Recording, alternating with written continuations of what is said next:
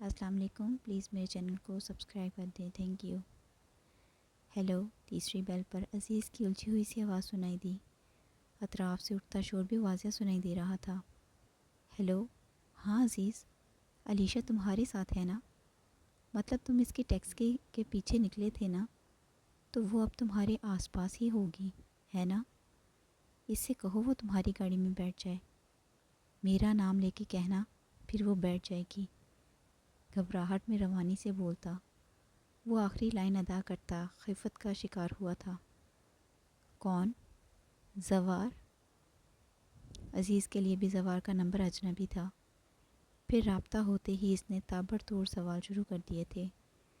اپنے بارے میں کچھ بتایا ہی نہیں تھا. ہاں میں، اور کون ہو سکتا ہے عاشق کے لیے اس طرح پریشان؟ شدید پریشانی میں بھی وہ علیشہ کی زندگی میں اپنی اور اپنی زندگی میں علیشہ کی اہمیت جتانا نہیں بھولا تھا. بے اختیار عزیز نے پیشانی مسلی تھی.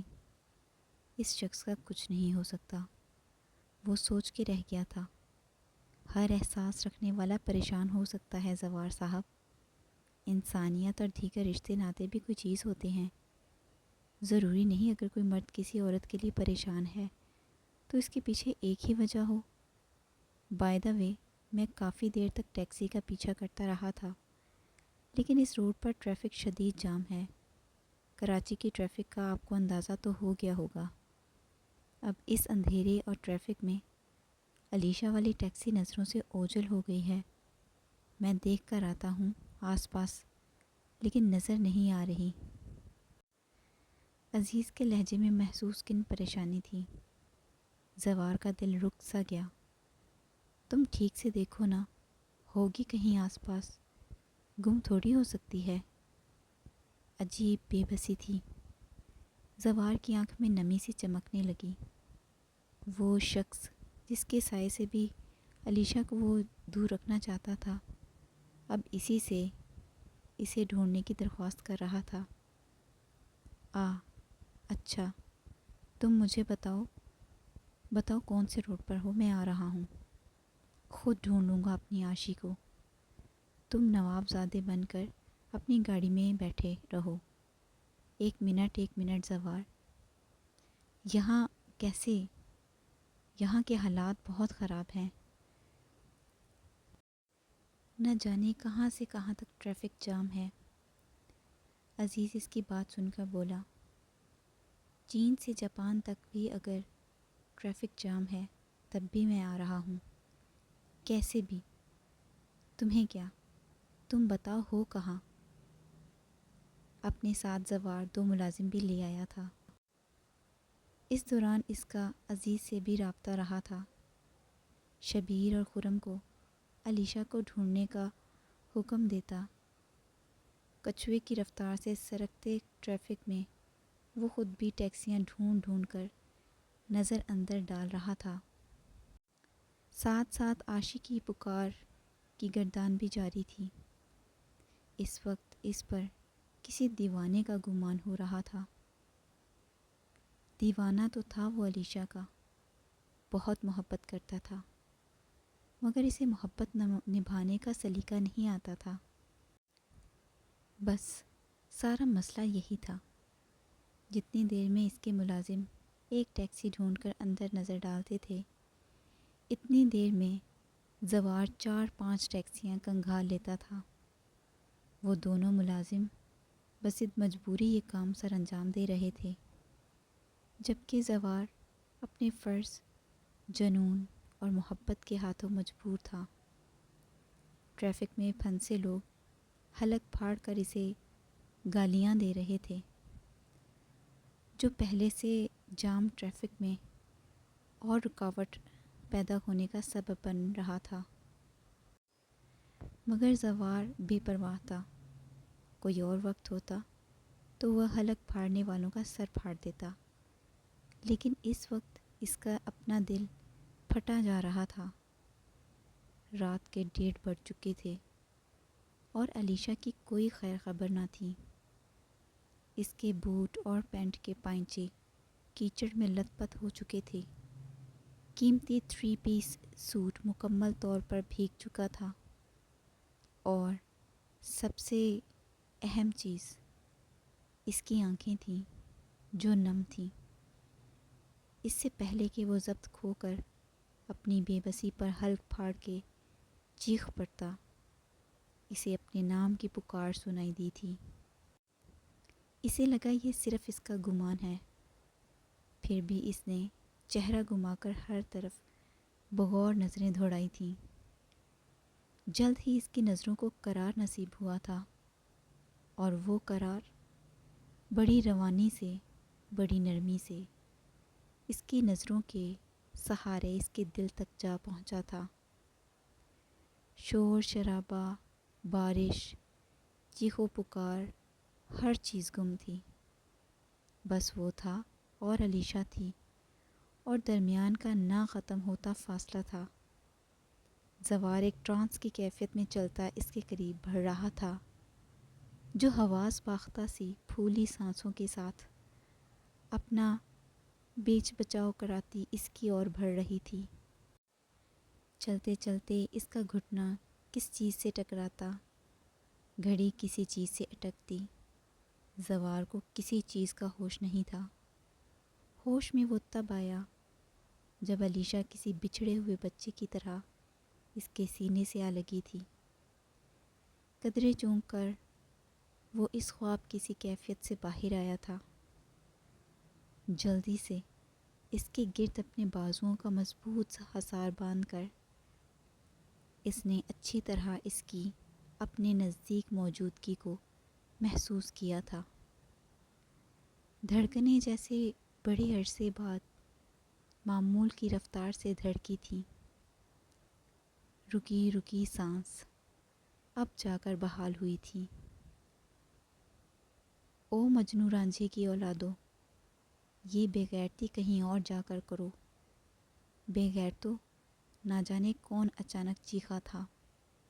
زوار نے پلٹ کر کوئی دھماکے دار سا جواب وار کرنا چاہا تھا، لیکن علیشہ نے اس کی شرٹ دبوچ کر اسے کسی بھی جوابی وار سے باز رکھنے کی کوشش کی تھی۔ اس کی حالت کا احساس کرتا زوار خون کا گھونٹ بھر کر رہ گیا۔ ایک تیز نظر اپنے اطراف میں دوڑا کر وہ اسے اپنے کوٹ پہناتا اپنے ساتھ لگائے گاڑی کی طرف بڑھنے لگا، جو ٹریفک کے اینڈ میں ایک طرف کو کھڑی تھی۔ کتنا شور تھا، کتنی گاڑیاں تھیں، کتنا اندھیرا تھا، اور کچھ دیر پہلے وہ کتنی ڈری ہوئی تھی۔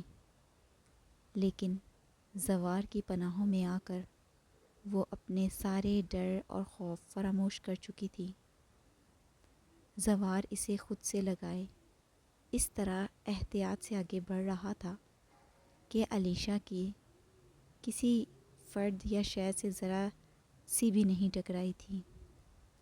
وہ مکمل طور پر اس کے حصار میں تھی۔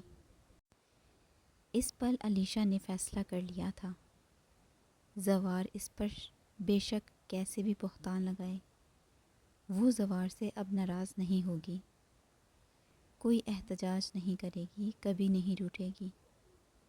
یہ شخص اس کے لیے بے حد ضروری تھا، وہ خود بھی اس شخص کے لیے بہت ضروری تھی، بہت زیادہ۔ آج اسے دیوانہ وار اپنے لیے آندھی طوفان میں ٹریفک کی چھان مارتے دیکھ کر وہ جان چکی تھی، اور اس احساس کو دل کی گہرائیوں سے محسوس کر کے اس کے لب آسودگی سے مسکرائے تھے۔ زوار کی زندگی میں اس نے اپنی اہمیت کا اندازہ لگا لیا تھا۔ اس جھلی کے لیے یہی کافی تھا۔ گاڑی کے نزدیک پہنچ کر زوار نے جلدی سے اس کے لیے بیک ڈور کھولا اور اسے بٹھا کر خود بھی اس کے ساتھ بیٹھ گیا۔ راستے میں وہ بشیر اور خرم کو کال کر کے گاڑی میں بلوا چکا تھا۔ اب عزیز کو علیشہ کے مل جانے کی خبر دے کر مطمئن ہو جانے کو کہہ رہا تھا۔ اس کے کشادہ سینے سے چہرہ چھپائے بیٹھی علیشہ چونکی تھی۔ زوار عزیز سے مخاطب تھا، وہ بھی اتنے سادہ لہجے میں۔ نہ صرف مخاطب تھا بلکہ ٹریفک جام سے نکل کر اسے بھی اپنے گھر پہنچنے کی تلقین کر رہا تھا۔ وہ حیران ضرور ہوئی تھی، لیکن اس وقت اس نے اس بارے میں زیادہ سوچ بچار کی ضرورت محسوس نہیں کی تھی۔ وہ اس وقت صرف اپنے اور زوار کے متعلق سوچنا چاہتی تھی، اس کی اپنے لیے بے شمار محبت اور پرواہ محسوس کرنا چاہتی تھی۔ زوار کے بازو کے مضبوط حالے میں سمٹی، وہ سوئی جاگی کی کیفیت میں گزشتہ لمحوں کو سوچ رہی تھی، مسکراتی رہی اور زوار سے خود سے لگائے اس کا سر تھپکتا رہا، سرد پڑتے ہاتھ سہلاتا رہا، کبھی اسے ہلکے سے ہلا کر اس کی خیریت دریافت کر لیا کرتا تھا۔ تقریباً 3:45 بجے وہ لوگ گھر پہنچے تھے۔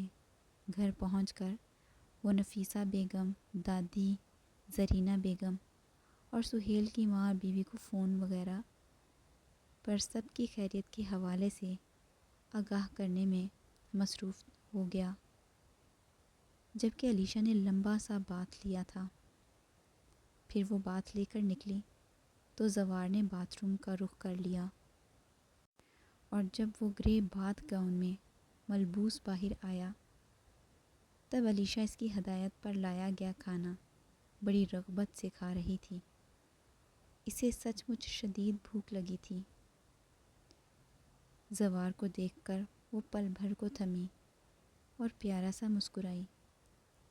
زوار بھی جواباً سنجیدگی سے مسکراہٹ اچھالتا اس کے قریب ہی بیٹھ گیا۔ ڈنر آج اس نے بھی نہیں کیا تھا، لیکن اب بھی اس کا دل نہیں چاہ رہا تھا۔ دل ہر چیز سے اچاٹ ہو رہا تھا۔ وہ اس کے سامنے بیٹھا تھا مگر اس کی طرف پشت کیے۔ علیشہ کو الجھن سی ہوئی، وہ تو اس سے بہت ساری باتیں کرنا چاہتی تھی مگر وہ کچھ پوچھ ہی نہیں رہا تھا۔ اس نے خود ہی بتانے کا فیصلہ کر لیا۔ میں عزیز بھائی کے ساتھ ان کی گاڑی میں نہیں بیٹھی تھی۔ سب سے پہلے اس نے وضاحت دینی ضروری سمجھی تھی۔ ویسے تو سب ٹھیک تھا، لیکن ٹریفک میں جب ٹیکسی پھنسی تب ایک لال لال آنکھوں والا خوفناک سا آدمی بھی ٹیکسی کی فرنٹ سیٹ پر بیٹھنے لگا۔ ٹیکسی ڈرائیور نے بھی اسے روکا نہیں۔ میری چھٹی حس نے کہا کچھ تو گڑبڑ ہے۔ میں بڑی گھبرا گئی تھی زوار۔ میں نے ٹیکسی سے اترنا چاہا تو ٹیکسی ڈرائیور نے مجھ پر گن تان لی۔ وہ اصلی گن تھی زوار، اور وہ لوگ لٹیرے تھے۔ میرا پرس تو میرے پاس تھا ہی نہیں، وہ ہماری گاڑی میں ہی رہ گیا تھا۔ انہوں نے مجھ سے میری ساری جویلری چھین لی اور کہا چپ چاپ گاڑی سے باہر اتر جاؤ۔ پلٹ کر دیکھا تو وہ مجھے شوٹ کر دیں گے۔ میں نے بھی پھر پلٹ کر نہیں دیکھا۔ میں چلتی رہی چلتی رہی چلتی رہی۔ اتنا شور تھا، اتنا اندھیرا، گھٹنوں تک پانی بھرا تھا۔ مجھے کچھ بھی سمجھ میں نہیں آ رہا تھا۔ میرا دماغ بالکل بھی کام نہیں کر رہا تھا۔ مجھے تو لگنے لگا تھا میں ساری زندگی بس اسی ٹریفک سے میں پھنسی رہوں گی، چلتی رہوں گی، روتی رہوں گی۔ لیکن پھر مجھے اپنے نام کی پکار سنائی دی اور جلد ہی آپ بھی نظر آ گئے۔ حیرت ہے نا زوار، گھبراہٹ اور اندھیرے میں مجھے اپنا ہاتھ آپ سجائی نہیں دے رہا تھا، پر آپ کو دیکھتے ساتھ ہی پہچان گئی۔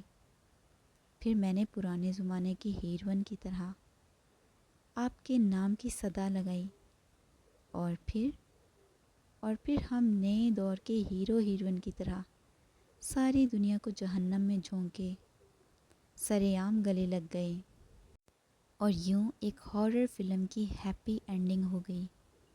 بھئی میرے لیے تو یہ ہارر فلم ہی تھی نا۔ نہ جانے کتنے لمبے عرصے بعد وہ اپنے پہلے سے شوخ و چنچل انداز میں نان سٹاپ بولے چلی جا رہی تھی۔ اپنا پرانا انداز عرصے بعد اپنا کر علیشا کو اپنا آپ نیا نیا محسوس ہو رہا تھا۔ یہ اس کی زندگی میں رونما ہونے والا اپنی طرز کا پہلا واقعہ تھا۔ وہ اسے ہر زاویے سے زوار کے گوش گزار کے اب تھکی ہاری پریشان سی اس کی پشت تکے جا رہی تھی۔ اتنی دیر سے وہ بولے جا رہی تھی لیکن اس کی طرف سے کوئی جواب نہیں ملا تھا۔ کہیں وہ بیٹھے بیٹھے سو تو نہیں گیا تھا۔ اسی خدشے کے تحت علیشا نے کھانے کے برتن سائڈ ٹیبل پر دھر دیے اور آگے کو ہو کر اس کا چہرہ تکنے کی کوشش کرنے لگی۔ پورا چہرہ تو نہیں لیکن زوار کی آنکھ سے گرتے اس شفاف موتی کو دیکھ کر وہ اپنی جگہ دھنگ سی رہ گئی تھی۔ سانس سینے میں اٹک سی گئی تھی۔ زوار آپ رو رہے ہیں؟ وہ ششدر سی اسے تکے جا رہی تھی۔ آواز سرگوشیانہ تھی۔ زوار نے تیزی سے آنسوؤں کی وہ لڑی ہاتھ کی پوچھ سے صاف کی تھی۔ چہرہ سپاٹ کر کے گردن موڑ کر اسے دیکھتے ہوئے کوئی عذر تراشنا چاہا مگر علیشا کی بے یقینی اور امید سے چمکتی آنکھیں دیکھ کر اس نے آج اپنی انا کو مارنے کا فیصلہ کر لیا تھا۔ آنکھوں کو کھلی چھوٹ دی اور وہ کھل کر برسنے لگیں۔ علیشا کو اپنے رونگٹے کھڑے ہوتے ہوئے محسوس ہوئے۔ اس کا وہ ایک آنسو ہی بہت تھا اس کی اہمیت کا اظہار کرنے کے لیے۔ وہ ساری زندگی اس ایک آنسو کی خوشی میں خوش رہتی مگر اس مغرور شخص کو یوں روتے دیکھنے کی خواہش تو کبھی نہیں کی تھی اس نے۔ بہت اذیت ناک تھا اس بھرپور مرد کو یوں روتے دیکھنا۔ اسے اپنے ہاتھ پیر من بھر کے محسوس ہوئے۔ بمشکل اس کا لرزتا ہوا ہاتھ اٹھا اور زوار کے چہرے کے گرد نرمی سے لپٹ گیا۔ اس کا لمس پا کر زوار بے قابو ہوا تھا۔ اسے خود میں اس شدت سے بھینچا کہ علیشا کو اپنی سانس رکتی ہوئی محسوس ہوئی مگر اس نے کوئی صدائے احتجاج بلند نہ کی۔ اس جان سے پیارے شخص کی باہوں میں اس کی جان جاتی تھی تو اس سے بڑھ کر اور کیا خوش نصیبی ہو سکتی تھی۔ عاشی، تم نے مجھ سے ایک بار پوچھا تھا نا، اگر تم مجھے چھوڑ گئی۔ وہ اس کے لیے مر لفظ ادا نہ کر پایا۔ تو میں کیا کروں گا؟ عاشی، میں بھی مر جاؤں گا۔ آئی سویئر عاشی، میں بھی مر جاؤں گا۔ تمہارے بغیر جی کر کیا کروں گا میں؟ ہاں؟ اپنا چہرہ جھکائے اس کا چہرہ تھوڑی سے پکڑ کر اٹھائے وہ اس سے پوچھ رہا تھا۔ علیشا کچھ نہ بول سکی، گمسم سی اسے دیکھتی چلی گئی۔ میں کچھ نہیں کر پاؤں گا تمہارے بغیر۔ یہ دنیا میرے کسی کام کی نہیں رہے گی، نہ میں دنیا کے کام کا رہوں گا۔ ایسے میں مجھے بھی مر جانا چاہیے ہے نا؟ تم مجھے چند دنوں میں اتنی اپنی لگنے لگی تھی علیشا۔ وہاں لندن کے اس گھر میں تو تم کبھی آئی ہی نہیں، پھر بھی مجھے اپنے کمرے میں تمہاری کمی شدت سے محسوس ہوتی رہی تھی۔ میرا دل چاہتا تھا اڑ کر آؤں تمہارے پاس یا تمہیں اپنے پاس بلا لوں۔ ہزاروں مجبوریاں تھیں علیشا۔ جب تم مجھے زندگی کی سب سے بڑی خوشی دینے والی تھی، میں اس وقت پل پل تمہارے ساتھ رہنا چاہتا تھا، تمہارے نخرے اٹھانا چاہتا تھا، تمہارے موڈ سوئنگز انجوائے کرنا چاہتا تھا، تمہارا روپ بدلتے دیکھنا چاہتا تھا۔ میں یہاں ہوتا علیشہ تو نہ جانے کیا کیا کر ڈالتا، لیکن قدرت کو مجھے کچھ تو سزا دینی تھی نا، مجھ سے واضح اعتراف کروانا تھا، اپنی غلطیوں کا احساس دلانا تھا۔ ویسے شاید میں کبھی یہ سب نہ کہہ پاتا، تمہیں کھونے کے خوف نے میری ساری خودسری ہوا کر دی ہے۔ عاشی، جو گزر گیا اسے بھول جاؤ عاشی، مجھے ایک موقع دو، مجھے معاف کر دو۔ I am sorry Ashi and I love you so much. وہ جیسے اس وقت اپنے آپ میں نہیں تھا، بے خودی کے عالم میں بھولے چلا جا رہا تھا، اور علیشہ دم سادھے اسے سن رہی تھی۔ جو کچھ آج اس نے سہا تھا وہ بڑا اذیت ناک تھا، لیکن اس اذیت کے بدلے اسے زندگی کی کتنی بڑی خوشی بھی تو ملی تھی۔ آج اسے یقین آ گیا تھا، جو ہوتا ہے اچھے کے لیے ہوتا ہے۔ وہ انا کا متوالا آج اس کے سامنے واضح الفاظ میں اپنا دل کھول کے رکھ چکا تھا، اور وہ اچانک یہ سب سنتی بوکھلا گئی تھی۔ کیا کہے کیا نہ کہے کی سوچ میں گم چپ بیٹھی تھی۔ جب ہماری شادی کے دن قریب آنے لگے تھے عاشی، تو میرے جذبات تمہارے لیے بالکل ویسے ہی ہو گئے تھے جیسے کسی بھی شخص کے ہوتے ہوں گے۔ میں نے تمہیں دن رات سوچا تھا عاشی۔ تمہارا نام میرے نام کے ساتھ لیا جانے لگا تو مجھے لگا یہ تو ہمیشہ سے ہونا تھا۔ ایسا کیوں تھا عاشی؟ میں نہیں سمجھ پایا، بس میرا خود پہ کوئی اختیار نہیں رہا تھا۔ تمہارے معاملے میں بے بس ہو چکا تھا میں تمہیں سوچنا اپنا حق سمجھنے لگا تھا، اور عزیز کو دیکھ کر مجھے یہ گمان ہوتا تھا کہ شاید اس نے بھی تمہارے بارے میں کچھ سوچ رکھا ہو، کوئی تصورات سجائے ہوں جیسے میں نے۔ مجھے یہ بات جلاتی تھی عاشی۔ میں نہیں چاہتا تھا کہ کوئی تمہیں میری نظر سے دیکھے، تمہیں سوچے۔ میں تمہیں اس کی نظر سے دور رکھنا چاہتا تھا بس۔ میں تم پر شک نہیں کرتا تھا عاشی، لیکن جلن میں الٹی سیدھی بکواس کر دیا کرتا تھا۔ میں اپنے آپ میں نہیں رہتا تھا۔ کیسے کہتا، کیسے اعتراف کرتا کہ میں اپنی غلطی پر نادم ہوں؟ اپنی انا کو کچل کر یہ اعتراف کرنا میرے لیے بڑا مشکل تھا عاشی۔ میں نے بہت بار کوشش کی پر ناکام ٹھہرا۔ میں عزیز کو اپنی نظر کے آئینے میں دیکھنے لگا تھا۔ غلط کرتا تھا، بہت غلط۔ اپنی گندی سوچوں کی وجہ سے میں نے ہمارے رشتے کو بھی مشکل میں ڈال دیا تھا۔ مگر اب میں تھک گیا ہوں۔ مجھے اعتراف کرنے دو، رونے دو، بھولنے دو، کیونکہ شاید کبھی دوبارہ یہ سب نہ کہہ پاؤں۔ تم آج سن لو، جان لو، میں تم سے بہت بہت بہت محبت کرتا ہوں۔ ہاں، محبت کرنے کا سلیقہ نہیں آتا، وہ تم سکھا دینا، میں سیکھ لوں گا، پھر نبھا بھی لوں گا۔ بس دوبارہ کبھی مجھ سے ناراض مت ہونا۔ میں کوشش کروں گا، موقع بھی نہیں دوں گا۔ اس کے سر پر اپنی ٹھوڑی ٹکائے، وہ جیسے تھک چکا تھا، سخت عاجز آ چکا تھا۔ انا کے خول میں قید رہ کر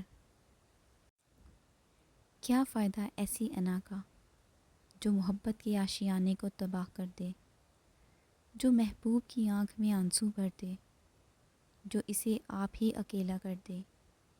ایک اور سبق جو اسے ملا تھا وہ یہ تھا کہ علیزہ کی طرح اسے اپنی علیشہ بھی مضبوط چاہیے تھی، بہادر، نڈر، ہر طرح کے حالات کا بخوبی سامنا کر لینے والی۔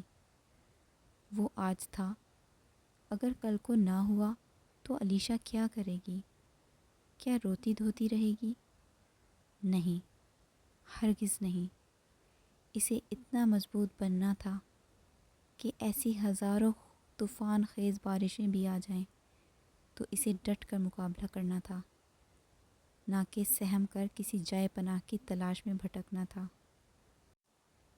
اس کے نم بالوں کی مہک سانسوں میں اتارتے ہوئے وہ دل ہی دل میں خود سے بہت سے وعدے لے چکا تھا اور علیشہ کو بہت سا مان دے چکا تھا۔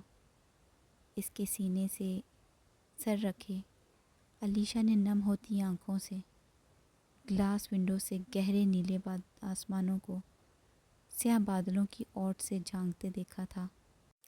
بادل بڑی تیزی سے آگے بڑھ رہے تھے، رفتہ رفتہ آسمان پر نیلاہٹ پھیلتی جا رہی تھی، سیاہی چھٹتی جا رہی تھی۔